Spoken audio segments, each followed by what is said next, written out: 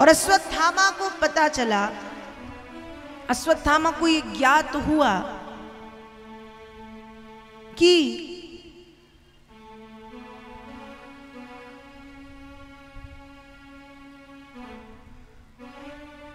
पांडव वंश में उत्तरा गर्भवती है।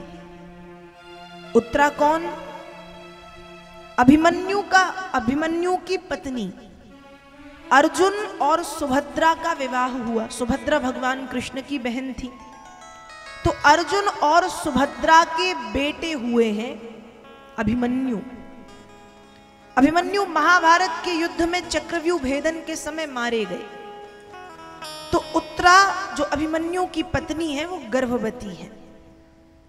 तो पांडवों का एकमात्र कुल दीपक उत्तरा के गर्भ में है। और जब यह बात अश्वत्थामा को पता चली तो अश्वत्थामा ने उत्तरा के गर्भ को समाप्त करने का विचार किया और कुछ समय के बाद उत्तरा के गर्भ को समाप्त करने के लिए ब्रह्मास्त्र का प्रयोग कर दिया, ब्रह्मास्त्र छोड़ा।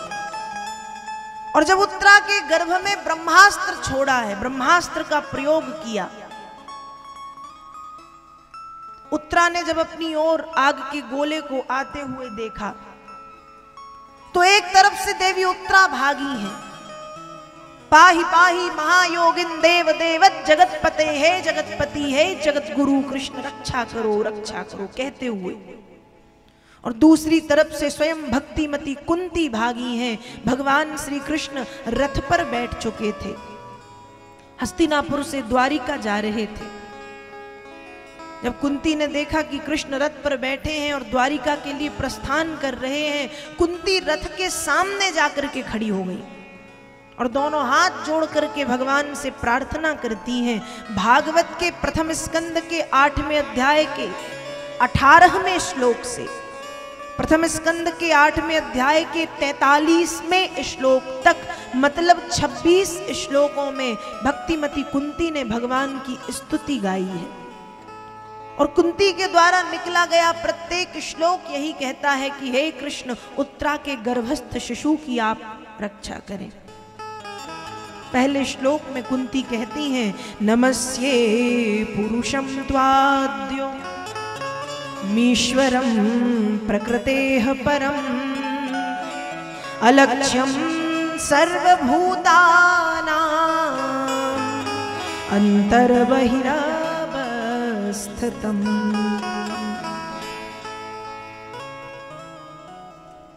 पहले श्लोक में कुंती ने भगवान को आदि पुरुष कहा है कि हे कृष्ण, आप आदि पुरुष हैं। जब यह संसार नहीं था तब भी आप थे, जब यह संसार रहता है तब भी आप रहते हैं, और आगे जब यह संसार नहीं रहेगा तब भी आप रहेंगे। आप आदि पुरुष हैं, आपका ना आदि है ना अंत, आप अनंत हैं। तो हे भगवान, मैं आपको प्रणाम करती हूं और आपसे निवेदन करती हूं कि आप उत्तरा के गर्भ की और उत्तरा के गर्भस्थ शिशु की रक्षा करें। पद में कृष्ण कुंती के भतीजे लगते हैं। यदि देखा जाए तो कुंती का पद काफी बड़ा है। कुंती कृष्ण की बुआ है और हमारे यहाँ यह संस्कार है कि एक भतीजा अपने बुआ के चरण स्पर्श करता है। बुआ भतीजे को प्रणाम नहीं करती, लेकिन इस श्लोक में कुंती मतलब जो बुआ है वो भतीजे को प्रणाम कर रही हैं। तो वेद व्यास जी लिखते हैं कि यहाँ पर भक्तिमती कुंती ने कृष्ण को कृष्ण के रूप में नहीं, कृष्ण को आदि पुरुष कह करके संबोधित किया है कि इस समय आप कृष्ण नहीं हैं मेरे लिए, मेरे भतीजे नहीं हैं, आप आदि पुरुष हैं, आपका ना आदि है ना अंत। इसलिए हे आदि पुरुष, हे अनंतानंत कोटि कोटि ब्रह्मांड के नायक कृष्ण, मैं आपके चरणों में प्रणाम करके ये निवेदन करती हूं कि उत्तरा के गर्भ और उसके गर्भस्थ शिशु को बचाओ। दूसरे श्लोक में कुंती कहती हैं, माया जवनिका छन्नो मज्ञा धोक्षजमभयम् न लक्ष्य से मूढ़ दृशा नटो नाट्यधरो यथा। दूसरे श्लोक में कुंती ने कृष्ण को मायापति कहकर के संबोधित किया है कि हे कृष्ण, आप माया के पति हैं, आप माया के स्वामी हैं।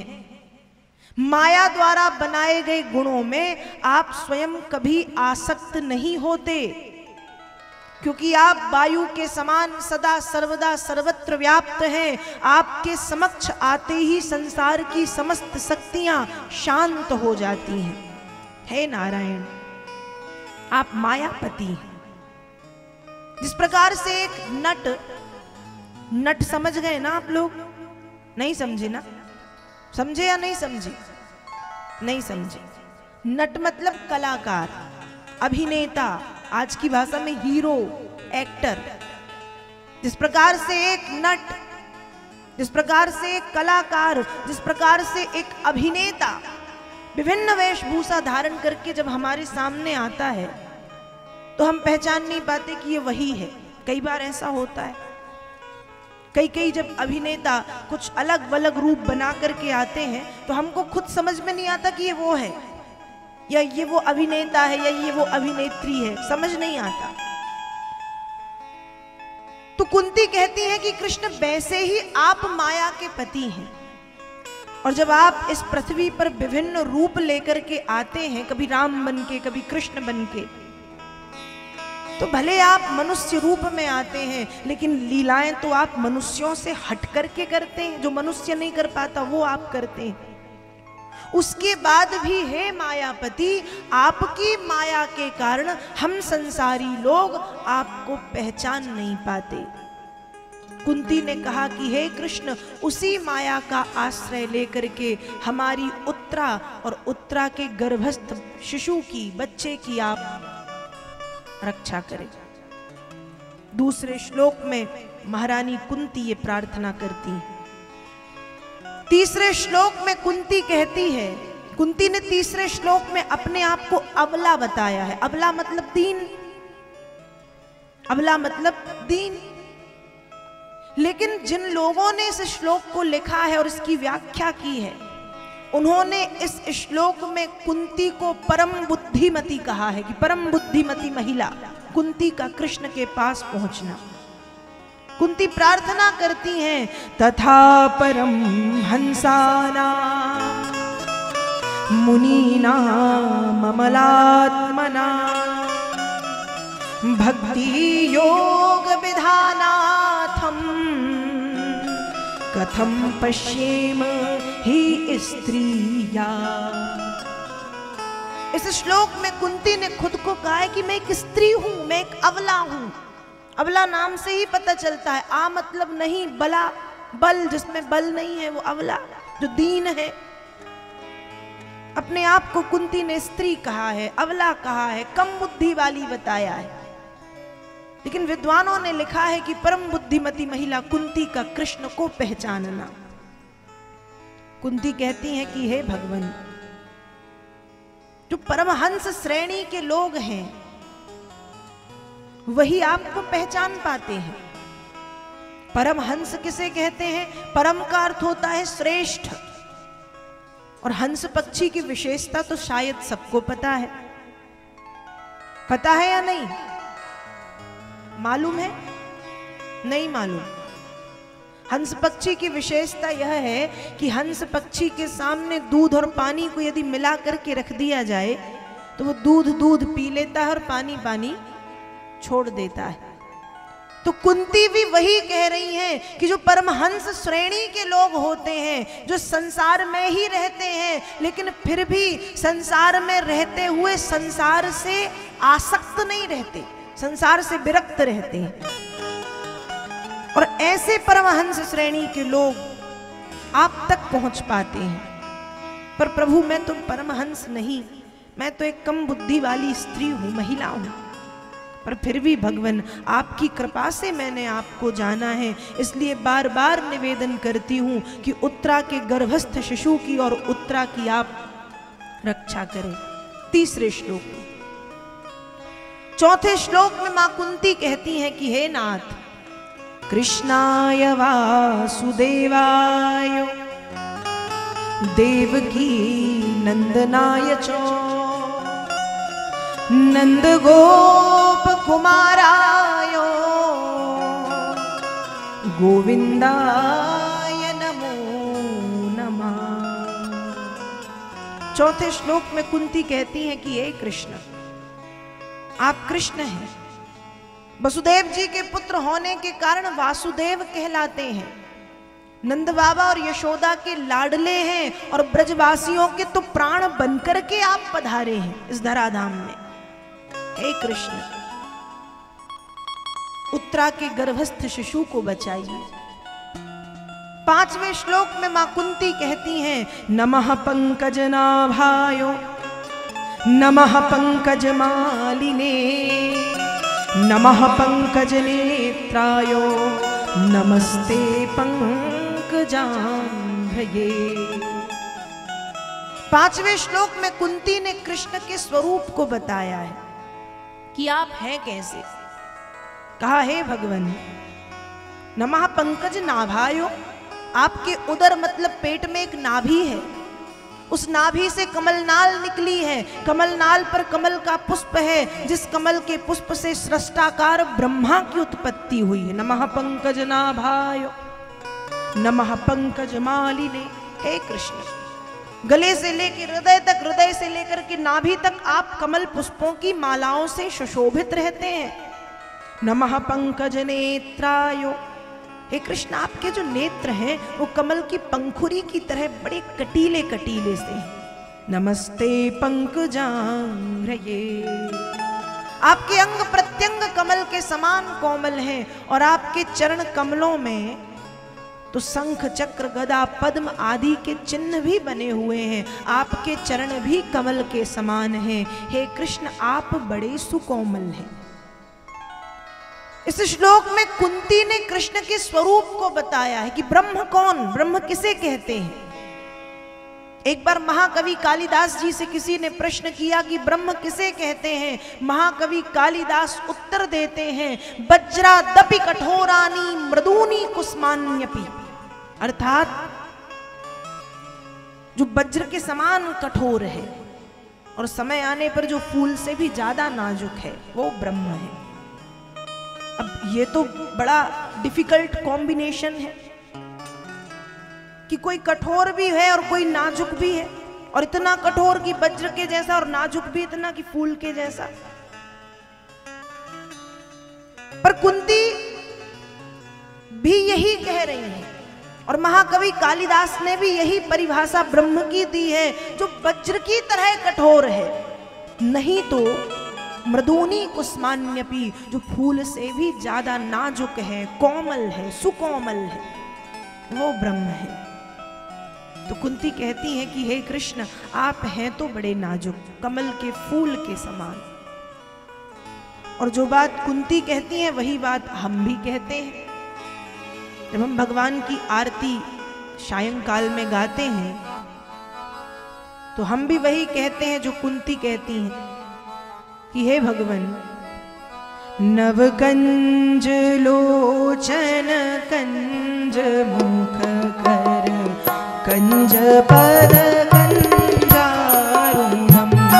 नव कंज लोचन कंज मुख कर कंज पद कंजारुणम, कंदर्प अगणित अमित छवि नील नीरज सुंदरम, श्री रामचंद्र कृपालु भजनम, हरण भव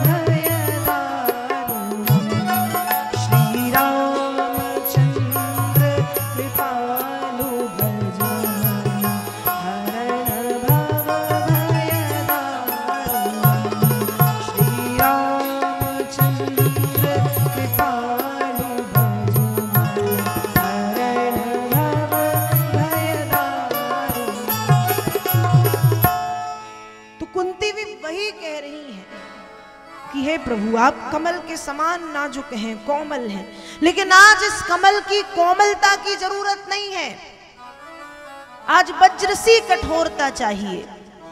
और वज्र सी कठोरता को अपनाई और अपना करके उत्तरा के गर्भस्थ शिशु की और उत्तरा की आप रक्षा करें। 5वें श्लोक में कुंती कहती है। 6वें श्लोक में कुंती ने भगवान को ऋषिकेश कहा है। ऋषिकेश मतलब इंद्रियों के स्वामी। यथा ऋषिकेश खलेन देवकी कंसेन रुद्धाति चिरं सुचार्पिता विमोचिताहं च सहात्मजा विभो त्वयैव नाथेन मुहुर्विपद्गणा। तीसरे श्लोक में 6वें श्लोक में मां कुंती ने भगवान को ऋषिकेश मतलब इंद्रियों के स्वामी कहकर के संबोधित किया है कि हे कृष्ण आप ऋषिकेश हैं।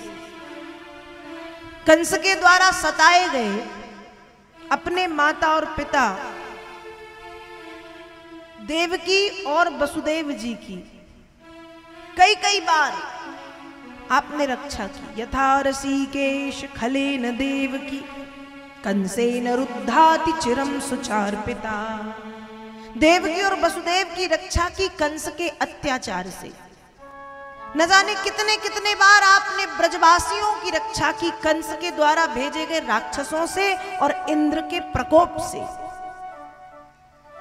न जाने कितने बार आपने मुझे और मेरे पुत्रों को बचाया है। हे कृष्ण आपके चरणों में एक बार और निवेदन है कि उत्तरा के गर्भस्थ शिशु की और उत्तरा की रक्षा करें। 7वें श्लोक में कुंती ने कृष्ण को निर्धनों का धन कहा है। नमो अकिंचन वित्ताय निर्वृत्त गुणवृत्तये आत्मा रामाय शांताय कैवल्य पतये नमः। 7वें श्लोक में कुंती कहती हैं कि हे कृष्ण आप निर्धनों का धन है, जिसका कोई नहीं है उसके आप हैं। एक बार की बात है, महाराज युधिष्ठिर ने भगवान कृष्ण से पूछा। युधिष्ठिर कृष्ण से कहते हैं कि कृष्ण यदि देखा जाए तो हम पूरी तरह से आप पर आश्रित हैं, आप पर निर्भर हैं, आप हमेशा हमारे साथ रहते हैं। उसके बाद भी यदि देखा जाए कि आपके साथ होने के बाद भी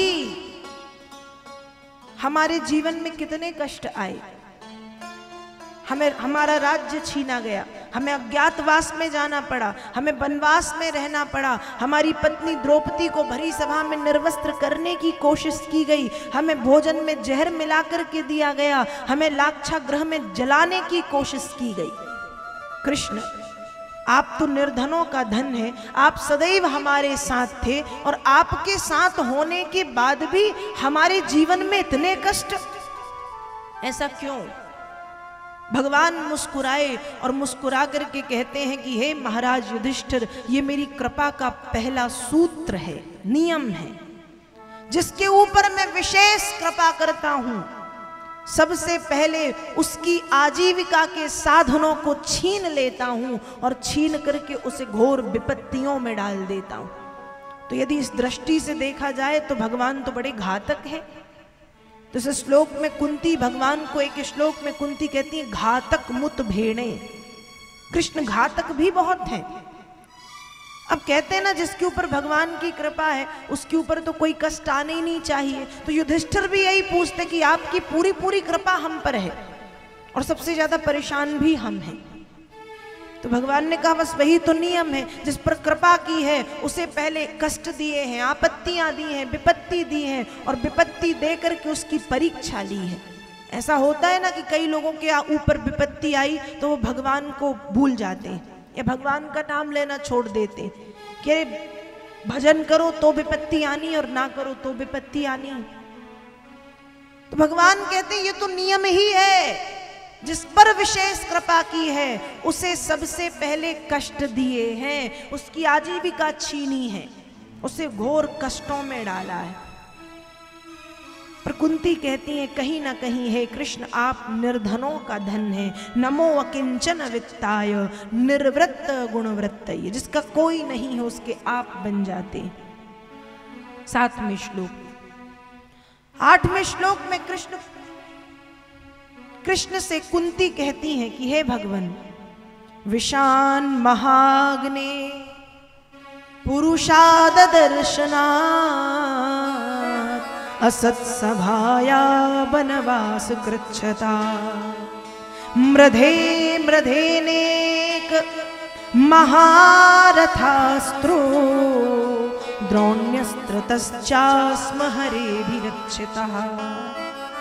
8वें श्लोक में कुंती कहती हैं कि हे भगवान, विशान महाग्नि, विशान मतलब विस्पूर्ण भोजन से आपने मुझे और मेरे पुत्रों को बचाया। महाग्नि, लाक्षागृह के महान अग्नि कांड से आपने मेरे पुत्रों की और मेरी रक्षा की। वनवास कृच्छता, वनवास काल के कष्टों से आपने हम सबको बचाया। असत सभाया, दुष्टों की सभा से आपने हमारी पुत्र वधू द्रौपदी की रक्षा की। जब भरी सभा में द्रौपदी को निर्वस्त्र किया जा रहा था, जब दुर्योधन ने दुशासन को आज्ञा दी कि द्रौपदी को लाओ घसीट करके और उसकी साड़ी को उतारो और निर्वस्त्र करके मेरी जंघा पर बिठा दो, जब द्रौपदी को घसीट करके लाया गया, दुशासन ने सारी खींचना प्रारंभ किया। पहले तो द्रौपदी सोचती है कि सभा में भीष्म पितामह हैं, सभा में द्रोणाचार्य हैं, कृपाचार्य हैं, स्वयं धृतराष्ट्र अंधा है तो क्या हुआ पर सुन तो सकता है, कर्ण है विकर्ण है, मेरे 5 पति हैं, ये सब मुझे बचाएंगे। लेकिन जब द्रौपदी को निर्वस्त्र करना प्रारंभ किया, साड़ी खींचना, और जब सब सिर झुका करके बैठे थे, उस समय द्रौपदी कहती है कि मैं तो सोच रही थी कि इस सभा में केवल धृतराष्ट्र अंधा है, लेकिन आज पता चल गया इस सभा में सबके सब अंधे बैठे हुए हैं। ऐसा द्रौपदी कहती है। दुशासन ने सारी खींचना प्रारंभ किया। एक स्त्री के हाथ कहां तक अपने आप को बचाते, एक स्त्री और कहां वो 10,000 हाथियों का बल रखने वाला दुशासन, सारी खींच रहा है। द्रौपदी ने दोनों हाथ ऊपर किए और ऊपर करके कृष्ण को पुकारती है कि हे कृष्ण, हे दीनानाथ, हे प्रभु, मेरी रक्षा करो। कौरवों के समुद्र में मेरी लज्जा डूब रही है, पाहि माम पाहि माम पाहि माम। जब द्रौपदी ने कृष्ण को पुकारा, भगवान तुरंत वहां पर पधारे, क्योंकि भगवान भक्त की बातों को ध्यान रखते हैं। एक समय जब भगवान की उंगली में चोट लगी तो भगवान की 16,108 पटरानियां उंगली में बांधने के लिए कपड़ा ढूंढती हैं, लेकिन भगवान की बहन द्रौपदी ने जब देखा, तुरंत साड़ी को फाड़ करके उंगली में लपेट दिया। भगवान कहते हैं, अरे बहन, तेरी इतनी कीमती साड़ी, ये तो खून है, अभी ठीक हो जाता, थोड़ा सा तो कटा है, तूने मेरी उंगली के कारण अपनी साड़ी को फाड़ दिया। द्रौपदी उत्तर देती है कि कृष्ण, उखाड़ दूंगी नसों को जो काम आए तुम्हारे, उखाड़ दूंगी नसों को जो काम आए तुम्हारे, यो तो सिर्फ एक कपड़े का टुकड़ा है। द्रौपदी के भाव सुनकर के भगवान ने द्रौपदी से कहा कि हे बहन, आज मेरे लिए तुमने थोड़ा सा त्याग किया है, लेकिन तुम्हारी त्याग की भावना बहुत बड़ी है। जब कभी तुम्हारे ऊपर कष्ट आएगा तो मैं वचन देता हूं कि साड़ियों का ढेर लगा दूंगा। और जब द्रौपदी ने हाथ ऊपर करके भगवान को पुकारा है, सभा में खड़ी द्रौपदी रो रही है, आंसुओं से वह अपना मुंह धो रही है। उस नाम को द्रौपदी ने पुकारा, हरि ओम तत्सत, हरि ओम तत्सत। दोनों हाथ ऊपर करके प्रभु पाहि माम पाहि माम। और भगवान ने जब सुना तुरंत वहां पर पधारे हैं और सारी बनकर के द्रौपदी की सारी से कृष्ण लिपट गए। वस्त्रावतार प्रभु ने धारण किया है। दुर्जन दुःशासन दुकूल गहयो दीन बंधु दीन है के द्रुपद दुलारी न्यो पुकारी है। आपनो सवल छाड़ी ठाड़े पति पारथ से भीम महाभीम ग्रीवा नीचे करी डारी है। सारी बीच नारी है किनारी बीच सारी है। सारी ही किनारी है किनारी ही की सारी है। जब दुशासन ने सारी खींचना प्रारंभ किया, भगवान ने वस्त्रावतार धारण करके द्रौपदी की सारी से प्रभु लिपट गए। द्रौपदी के 5-5 पति पत्थर बन के खड़े, सिर झुका करके खड़े। द्रोणाचार्य, कृपाचार्य, भीम, भीष्म, कर्ण, विकर्ण इत्यादि सारी सभा सिर झुका करके बैठी। भगवान सारी बन करके लिपट गए द्रौपदी की साड़ी से। और जब साड़ी खींचना प्रारंभ किया दुशासन ने, तो साड़ी के भीतर से साड़ी निकलती गई, निकलती गई, निकलती गई, निकलती गई। 10 हाथ की साड़ी का कोई और छोर समझ में नहीं आ रहा है। अंबर लो अंबर पहाड़ की लो शेष कवि भीषम कर्ण द्रोण सभियों बिचारी है। सारी बीच नारी है किनारी बीच सारी है। सारी ही किनारी है किनारी ही की सारी है। 10 हाथ की सारी का कोई और छोर समझ में नहीं आ रहा। दुशासन सारी खींचता गया, खींचता गया, खींचता गया, खींचता गया। सारियों का पहाड़ बन गया। और वो 10,000 हाथियों का बल रखने वाला दुशासन कहता है कि अब मैं नहीं खींच सकता, मेरे हाथ थक गए। तो कुंती कृष्ण की कृपा कृष्ण को ही बताती है कि हे कृष्ण, विस्पूर्ण भोजन से हमें बचाया, वनवास काल के कष्टों से हमें बचाया, दुष्टों की सभा में से हमारी पुत्र वधू द्रौपदी को बचाया। हे भगवान, न जाने कितने बार महाभारत के युद्ध में द्रोणाचार्य, कृपाचार्य और भीष्म जैसे महारथियों से हमारे बालकों की, पुत्रों की रक्षा की। हे प्रभु, आज आपके चरणों में एक ही निवेदन है। द्रोण्यस्त्र तश्चास्म हरे विरक्षितः। द्रोणाचार्य के पुत्र अश्वत्थामा के द्वारा छोड़े गए ब्रह्मास्त्र से उत्तरा के गर्भ की रक्षा करें। 8वें श्लोक में यह सुंदर प्रार्थना कुंती करती हैं। 9वें श्लोक में कुंती कहती हैं, मन्ये त्वाम कालमीशानम अनादि निधनम विभुम समम चरंतम सर्वत्र भूतानां यन्मिषाकली। 9वें श्लोक में कुंती ने भगवान को कहा है कि हे कृष्ण, आपकी कृपा संसार के प्रत्येक व्यक्ति के ऊपर समान रूप से बरसती है, ना किसी पर कम ना किसी पर ज्यादा। क्योंकि कृष्ण का अर्थ ही है काला, कृष्ण का अर्थ ही है अंधकार। अब कुछ लोग सोच सकते हैं कि बताओ, भगवान कृष्ण को अंधकार कह रहे हैं, कैसे? अब जैसे अंधकार हो जाए, अंधेरा हो जाए, रात्रि हो जाए, लाइट भी सारी बंद कर दी जाए, अंधेरा, अंधेरे में कुछ दिखता है? जल्दी बोलिए, दिखता है या नहीं? नहीं दिखता ना। कैसा दिखता है अंधेरे में? काला काला, कुछ नहीं दिखता, काला काला दिखता है।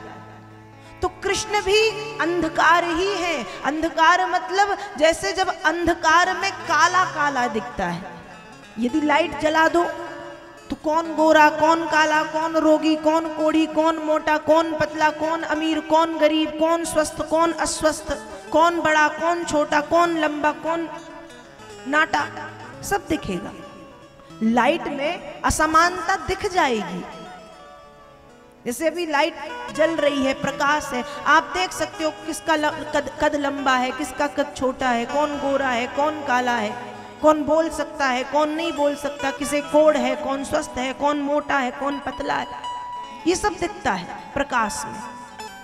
लेकिन यदि अंधकार हो जाए तो अंधकार में कुछ भी नहीं दिखता, सब काला काला दिखता है। तो कुंती भी वही कहती हैं कि हे कृष्ण, आप में भी वैसी ही समानता है। जैसे चंद्रमा की शीतलता सबको मिलती है, चंद्रमा की शीतलता उतनी ही एक मंदिर पर पड़ती है जितनी एक मस्जिद पर। चंद्रमा की शीतलता गाय पर भी उतनी, गाय को भी मिलेगी, सुअर को भी मिलेगी। चंद्रमा की चांदनी गरीब के घर भी पहुंचेगी, अमीर के घर भी पहुंचेगी। चंद्रमा ये नहीं देखता कि गरीब के घर नहीं जाना, अमीर के घर जाना है। चंद्रमा ये नहीं देखता कि गाय पर पड़ना है, सुअर पर नहीं पड़ना। चंद्रमा ये नहीं देखता कि मंदिर पर पड़ना है, मस्जिद पर नहीं पड़ना। चंद्रमा की चांदनी, चंद्रमा की शीतलता समान रूप से सबको मिलती, मिलेगी तो सबको और नहीं तो फिर किसी को नहीं। वैसे ही कुंती कहती हैं कि हे कृष्ण, जिस प्रकार से चंद्रमा की चांदनी, चंद्रमा की शीतलता सब पर समान रूप से बरसती है, वैसे ही हे भगवान, आपकी दृष्टि भी समान रूप से सब पर है। आपकी कृपा सब पर समान है। अब फिर कई लोग पूछते हैं कि चलो ठीक है, कृष्ण की कृपा यदि सब पर समान है तो फिर संसार में इतनी असमानता क्यों देखने मिलती? हम देखते हैं कि कुछ लोग इतने अमीर हैं कि पूछो ही मत, कुछ लोग इतने गरीब हैं कि खाने के लिए एक वक्त की रोटी नहीं। कोई बहुत सुंदर है तो कोई बिल्कुल कुरूप, कोई बहुत मोटा है, कोई बिल्कुल दुबला, कोई स्वस्थ है, कोई अस्वस्थ है, कोई कोढ़ी है तो कोई ठीक। जब कृष्ण की कृपा समान रूप से बरसती है तो दुनिया में सबको समान होना चाहिए ना, सारे गरीब या सारे अमीर, सारे सुंदर या सारे कुरूप, सारे रोगी या सारे कोढ़ी, ऐसा होना चाहिए। पर यहां तो बड़ी असमानता है। तो देखिए, भगवान की जो कृपा है वो सबके ऊपर समान रूप से बरसती है, ये तो तय है। निर्भर करता है हमने अपना पात्र कितना खोल के रखा है। जैसे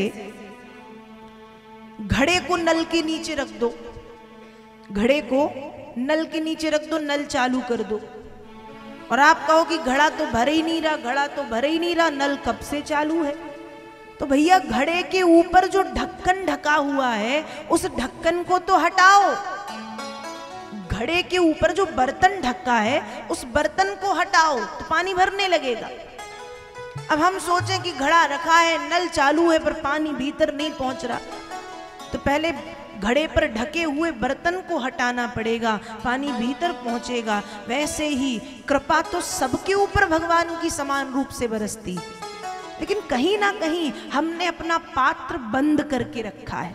कृपा पात्र, कृपा भी उस पर होती है जो कृपा का पात्र बनता है। जब तक पात्र नहीं बनोगे कृपा की, तब तक कृपा आएगी तो पर तुम तक पहुंचेगी नहीं। कृपा पाने के लिए कृपा पात्र बनना पड़ता है। तो हो सकता है हमारा पात्र बंद हो, किसी का पूरा खुला है तो पूरी पूरी आती है, किसी का आधा खुला है आधा बंद है, किसी का थोड़ा सा खुला है तो किसी का पूरा ही बंद है। तो पहले अपने पात्र को खोल करके कृपा पात्र बनो, और जब हम कृपा पात्र बनेंगे तो फिर प्रभु तो कृपा करते ही हैं सबके ऊपर समान रूप से। और रही बात छोटे मोटे जो दुखों की जो जीवन में आते रहते हैं, तो पूर्व जन्म में हमने जो कर्म किए हैं प्रारब्ध में, वो कर्म तो फिर उनका फल सबको भुगतना ही पड़ता है। तो 9वें श्लोक में कुंती ने कृष्ण को कहा है, समम चरंतम सर्वत्र, संसार के समस्त प्राणियों के ऊपर आपकी कृपा समान रूप से बरसती है। हे कृष्ण, उत्तरा के गर्भ को बचाओ। 10वें श्लोक में कुंती कहती हैं, विपदः सन्तु नः सस्वद तत्र तत्र जगद्गुरो भवतो दर्शनं यत् स्याद् आपुनर्भव दर्शनम्। 10वें श्लोक में कुंती ने कृष्ण से कुछ मांगा है। अब कुंती ने कृष्ण से क्या मांगा? हम मंदिर जाएं तो हम भगवान से क्या मांगते हैं, या भगवान हमारे सामने आकर के खड़े हो जाएं तो हम भगवान से क्या मांगते हैं? धन दे दो, संपत्ति दे दो, पैसा दे दो, जमीन जायदाद दे दो, प्रॉपर्टी दे दो, बेटे बेटे की शादी करा दो, नाती पोते दे दो। हमारी ये मांग होती है, बड़ी लंबी लिस्ट होती है मांग की। ध्यान रखिएगा, मंदिर में कभी भिखारी बन के मत जाओ, मंदिर में भक्त बन करके जाओ। आज हम मंदिर में भक्त नहीं भिखारी बन के जाते हैं कि मंदिर पहुंचे नहीं और मांगना शुरू कर दिया, ये दे दो, वो दे दो, ये कर दो, वो कर दो। मंदिर में तो उस भाव से जाओ कि हे भगवन, सर्वधर्मान परित्यज्य मामेकम शरणम व्रज।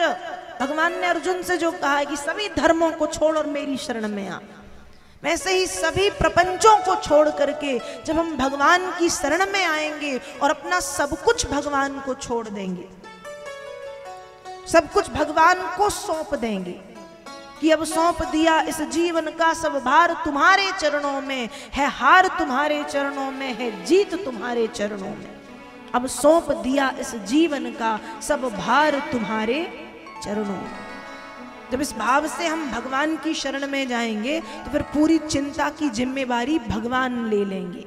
जैसे आपने मुझे कुछ दिया या मैंने आपको कुछ दिया कि ये आज से आपका, मैं मुक्त हो गई कि ये आज से आपका हुआ, तो उसको संभालना, उसका ध्यान रखना, उसकी पूरी जिम्मेवारी किसकी हुई? किसकी हुई? आपकी हुई।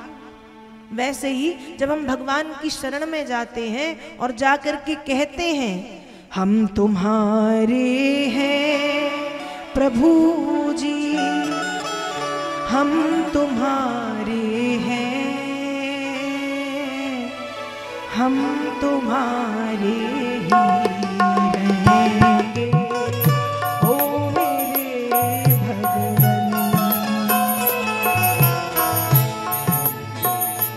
ये थे प्रभु जी, हम तुम्हारे हैं, हम तुम्हारे ही रहेंगे, ओ मेरे भगवन। तुम्हें छोड़ अब नंद दुलारे, कोई ना मीत हमारो। तुम्हें छोड़े नंद दुलारे, कोई न मीत हमारो। तुम्हें छोड़ अब नंद दुलारे, कोई ना मीत हमारो। तुम्हें छोड़े नंद दुलारो, कोई न मीत हमारो। अब तो आके बाँह पकड़ लो, ओ मेरे प्रियतम। अब तो आके बाँह पकड़ लो, मेरे प्रियतम। हम तुम्हारे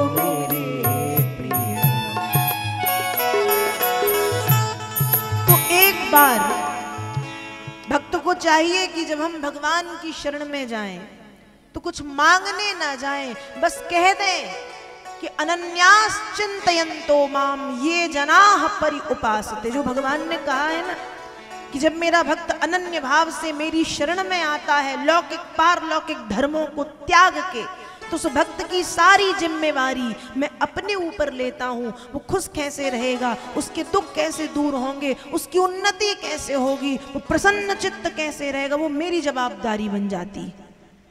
तो एक बार जाकर के ये सौंप करके तो देखो कि हम आपके ही थे, आपके ही हैं और आपके ही रहेंगे, और अब हमारा अच्छा हो बुरा हो, सुख आए दुख आए, हानि आए लाभ आए, जो हो सब आप जानो।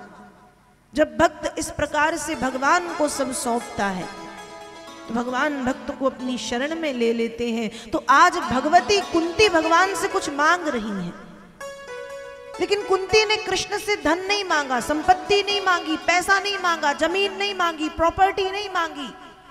कुंती कृष्ण से कहती हैं कि विपदः सन्तु नः सस्वद तत्र तत्र जगद्गुरो भवतो दर्शनम यत् स्याद् आपुनर्भव दर्शनम। कुंती कहती है कि हे भगवान, विपत्तियां आती हैं तो आए, विपत्तियां आती हैं तो आए, और एक तरफ से नहीं चारों तरफ से आए, और एक बार नहीं बार बार आए। अब बताओ, हम भगवान से प्रतिदिन एक ही प्रार्थना करते हैं कि भगवान सब कुछ देना पर दुख मत देना, सब कुछ करना पर परेशान मत करना, सब जीवन में आए पर विपत्ति ना आए। पर कुंती कहती है हे कृष्ण, आए विपत्तियां आती है तो आए, मैं तो कह रही हूं एक तरफ से नहीं चारों तरफ से आए। कुंती से किसी ने पूछा कि आप पागल हो गई थी क्या तब जो भगवान से आप परेशानियां मांग रही थी, दुख मांग रही थी, कष्ट मांग रही थी, पीड़ाएं मांग रही थी, आपत्ति विपत्ति मांग रही थी, आपने विपत्ति क्यों मांगी? कुंती उत्तर देती है कि जब विपत्ति आती है तो कृष्ण की याद बनी रहती है। क्यों? दुख में सुमिरन सब करें, सुख में करे न कोई, जो सुख में सुमिरन करे तो दुख काहे हो। तो कुंती कहती है कि हे कृष्ण, विपत्तियां आती हैं तो आए, क्योंकि जब व्यक्ति के जीवन में विपत्तियां आती हैं तो भगवान की याद बनी रहती है। और प्रभु जब आपकी याद बनी रहेगी तो आपका दर्शन बना रहेगा। तो आपकी याद बनी रहे और आपका दर्शन बना रहे, उसके लिए एक विपत्ति की कौन कहे। कुंती जिंदगी भर विपत्तियों में डूबी और घिरी रहने के लिए तैयार है। विपदा सन्तु नः सस्वद तत्र तत्र जगद्गुरु। हे जगत गुरु कृष्ण, विपत्तियां आती हैं तो आए, एक बार नहीं बार बार आए, एक तरफ से नहीं चारों तरफ से आए, ऐसी कृपा नाथ आप करें। कुंती ने कृष्ण से विपत्ति मांगी। 11वें श्लोक में कुंती कहती हैं कि हे भगवान, कुंती कहती है ये प्रभु की लीला मेरे मन को मोह लेती है। कैसी लीला? गोप्या दधे त्वतिकृता गसिदाम तावद याते दशाश्रु कलिलांजन संभ्रमाक्षम वक्त्रम निनीय भव भावनया स्थितस्य श्यामां विमोहयति धीरपि यद बिभेति। कुंती कहती है कृष्ण आपका ये स्वरूप मेरे मन को मोह लेता है, मेरे मन को आकर्षित कर लेता है। कैसा स्वरूप? कहा एक बार कृष्ण ने मिट्टी खाई और एक बार जब कन्हैया ने माटी खाई और मैया ने कन्हैया को माटी खाते हुए देखा तो मैया ने कहा कन्हैया तू बहुत मिट्टी खाता है, इसलिए आज मैं तुझे छड़ी से पीटूंगी। और मैया के हाथ में छोटी सी छड़ी जब कृष्ण ने देखी तो मैया के हाथ में छोटी सी छड़ी देख करके कृष्ण इतना भयभीत हो गए, इतना डर गए, इतना रोए, इतना रोए, इतना रोए कि अपनी बड़ी बड़ी आंखों में लगे मोटे मोटे काजल को फैला लिया और गालों पर पूरा काजल फैल गया। तो प्रभु ये दृश्य मुझे मोह लेता है कि जिस कृष्ण से काल भी डरता है, जिस कृष्ण से काल भी भयभीत रहता है, जिस कृष्ण के इशारे पर काल नाचता है, वो कृष्ण की लीला तो देखो कि मैया के हाथ में एक छोटी सी छड़ी को देख करके इतना डर गए, इतना डर गए, इतना डर गए कि खूब रोए आंसू बहा बहा के और अपने सारे काजल को सारे चेहरे पर फैला लिया। भगवान ये स्वरूप मेरे मन को मोहता है। हे भगवान, आप परम कृपालु हैं, परम दयालु हैं, कृपा करो नाथ, और उत्तरा के गर्भस्थ शिशु की आप रक्षा करें। भगवती मां कुंती 26 श्लोकों में कृष्ण से प्रार्थना करती। अभी मैंने केवल 11 श्लोक आपको बताए। भागवत के प्रथम स्कंद के 8वें अध्याय के 18वें श्लोक से लेकर के प्रथम स्कंद के 8वें अध्याय के 43वें श्लोक तक 26 श्लोकों में कुंती कृष्ण की स्तुति करती हैं और प्रत्येक स्तुति में बस यही निवेदन करती हैं, उत्तरा के गर्भस्थ शिशु और उत्तरा की रक्षा करो। भगवान ने जब कुंती की भावपूर्ण स्तुति सुनी, भावपूर्ण स्तुति सुन करके अंगुष्ठ अवतार धारण किया और धारण करके उत्तरा के गर्भ में प्रवेश कर गए और अश्वत्थामा के द्वारा छोड़े गए ब्रह्मास्त्र को भगवान ने अपने ऊपर ले लिया और उत्तरा के गर्भस्थ शिशु की और उत्तरा की रक्षा की। तो बोलिए भक्त वत्सल भगवान की जय, श्री वृंदावन बिहारी लाल की जय। परीक्षित की रक्षा की। उत्तरा ने बेटे को जन्म दिया। जन्म लेते ही उसने चारों तरफ देखना शुरू किया। वो ये देख रहा है कि जिस प्रभु ने गर्भ में मुझे बचाया वो प्रभु, वो सांवरी सी सूरत कहाँ है। इसलिए जन्म लेते ही चारों तरफ देखा है। नाम पड़ा है परीक्षित। परी मतलब चारों तरफ, ईक्षित संस्कृत भाषा की ईक्षण धातु से ईक्षित शब्द बना, चारों तरफ देखने वाला परीक्षित।